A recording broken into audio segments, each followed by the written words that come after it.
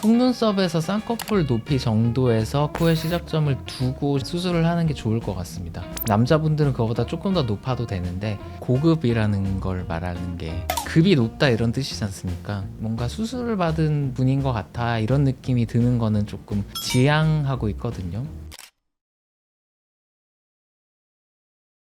안녕하세요, 애톤 성형외과 김재권 원장입니다. 오늘 제가 준비한 컨텐츠의 키워드는 고급스럽다. 엄청 어렵더라고요. 고급이라는 걸 말하는 게. 네.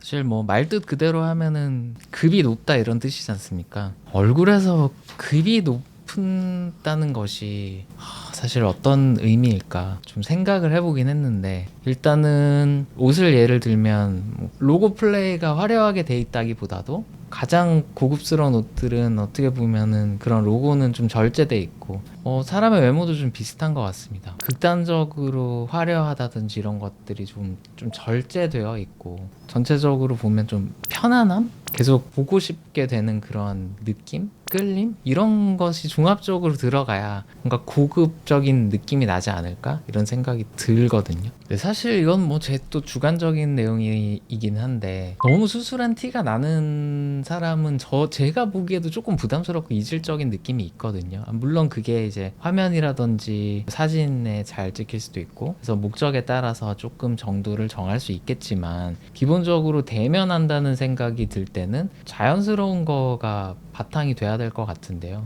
처음 보는 사람이 봤을 때 이 사람은 뭔가 수술을 받은 분인 것 같아 이런 느낌이 드는 거는 조금 지양하고 있거든요. 오늘은 그럼 원장님 주로 하시는 분야 중에서도 특히 좀 코가 어떻게 돼야 원장님 말씀하신 것처럼 너무 튀지도 않으면서 계속 볼 수 있는 그런 매력적인 모습을 갖출 수 있는지. 코의 시작점이라든지 이런 것들이 어느 정도는 우리가 생각하는 범위 내에 있어야 되고, 시작점이라는 건 어느 정도 뒤로 들어갔다가 앞으로 나와야 되는 느낌이 있는데, 그런 게 좀 눈썹이 튀어나와 있는 부분을 고려하지 않고 거기서부터 너무 높은 느낌을 보낸다면 코가 좀 이질적으로 보일 수 있죠. 그런 것들을 우리가 공부하지 않아도 어색하다고 느낄 수 있거든요. 여성분들의 경우를 생각을 해보면 속눈썹에서 쌍꺼풀 높이 정도에서 코의 시작점을 두고 수술을 하는 게 좋을 것 같습니다. 남자분들은 그거보다 조금 더 높아도 되는데, 그거는 남자 코가 약간 더 길어도 좋다는 면도 있고, 또 남자분들의 이런 눈썹뼈들이 보통 여성분들보다는 약간 더 돌출되어 있기 때문에. 그 다음은 콧대 부분인데요. 얼굴이 전체적으로 가지고 있는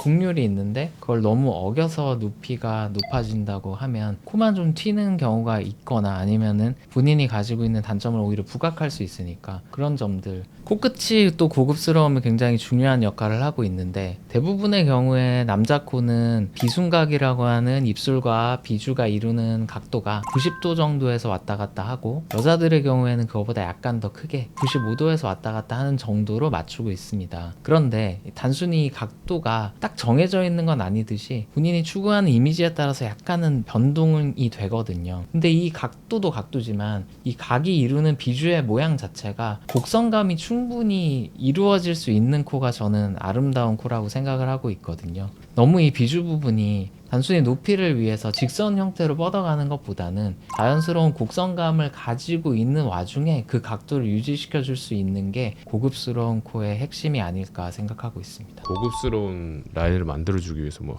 특별히 하시는 게 있으세요? 사실 비주, 입술, 코끝 이런 식으로 큰 분류로 코를 분류할 수 있지만, 실제로는 분류되어 있지 않은 굉장히 세부적인 어떤 모양들이 있을 거잖아요. 그런 걸 최대한 자연계에 존재하는 모양으로 만들고자 노력하며 수술을 하는 게 나아가야 될 길이라고 보고 있습니다.